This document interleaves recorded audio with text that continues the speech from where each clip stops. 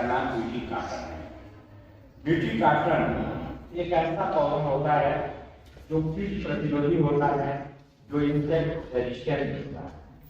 Genetic engineering के माध्यम से हम लोग ऐसे पौधों का विकास करते हैं जो कीट प्रतिरोधी होते हैं, जिन पर कीटों का कोई प्रकोप, कोई प्रभाव नहीं पड़ता।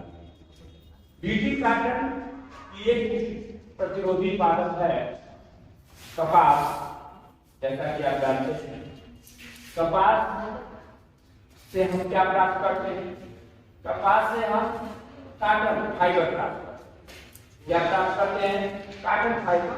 उस फाइबर से कपड़े बनाए जाते हैं, काटन के कपड़े बनाए जाते हैं। इस कपास की खेती होती है। कपास की खेती भारत में कहाँ होती है? गुजरात और महाराष्ट्र में। तो गुजरात और महाराष्ट्र का लोगों की फसल है वो कपास। कपास पर कीटों का प्रकोप अधिक होगा तो हमको कपास नहीं मिल पाएगा। अगर कपास नहीं मिल पाएगा तो हम वस्त्र उत्पादन कर पाएंगे? हाँ, ये 1.25 करोड़ भारतीयों के लिए कपड़ा कैसे मिलेगा? जब तक इसका उत्पादन नहीं होगा तो हमको वस्त्र के कपड़े, कपड़े, काटन के कपड़े नहीं मिलेगा। दूसरी चीज, जो किसान इसको बोएगा अपने खेतों में, उसको लाभ नहीं होगा तो वो कपास की खेती करेगा? हाँ, अनुदान लेकर खेती करेगा सरकार से। अगर उसको खेती के बाद पैसा नहीं मिलेगा तो उस कर्ज की भरपाई कैसे करेगा? ऐसे समस्याओं के लिए हम लोगों ने क्या किया है? हमारे वैज्ञानिकों ने क्या किया है? रिसर्च करके जेनेटिक इंजीनियरिंग का सहयोग लेकर एक ऐसे पादप का विकास किया है जिस पादप को हम क्या करते हैं, जिस काटन को, जिस कपास को हम क्या करते हैं? BT cotton. बीटी काटन का फुल फॉर्म, बीटी का फुल फॉर्म बैसिलस थ्यूरिंजिएंसिस। ये बैसिलस थ्यूरिंजिएंसिस एक बैक्टीरिया है जिसके अंदर कीट को मारने वाले जीन पाए जाते हैं, कीट को नष्ट करने वाले पॉइजन बनते हैं।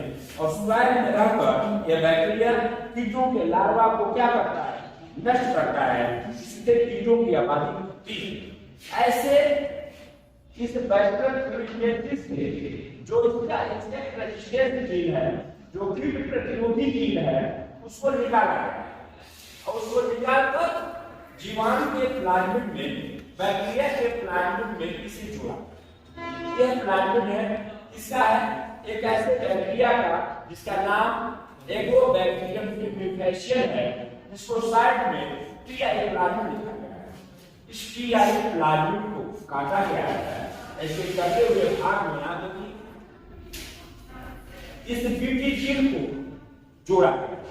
अब जोड़कर इसको क्या बनाया गया है? रिकॉम्बिनेंट प्लाज्मिड में बदला गया। इस रिकॉम्बिनेंट प्लाज्मिड को क्या किया गया?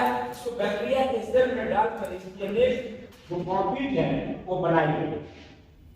फिर इस बैक्टीरिया को, जिस बैक्टीरिया के अंदर क्या है?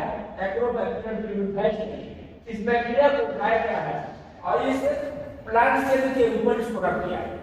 प्लांट सेल के अंदर ये बैक्टीरिया क्या कर गया? घुस गया। और जब पौधे के शरीर में बैक्टीरिया घुस गया तो ये पौधा कैसा हो गया?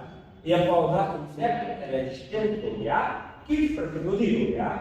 यह एक जेनेटिक इंजीनियरिंग की क्या है? तकनीकी है जिसके द्वारा हम क्या विकसित करते हैं? हम ऐसे पौधों को विकसित करते हैं जो क्या होते हैं? जो इंसेक्ट रेजिस्टेंट होते हैं, जो कीट प्रतिरोधी होते हैं। हाँ, देखिए लिखा है insect BT gene into plant promote. इस प्लांट से इसको डाला गया है और ऐसा प्लांट कैसा हो गया? ऐसा प्लांट इंसेक्ट रेजिस्टेंट हो गया।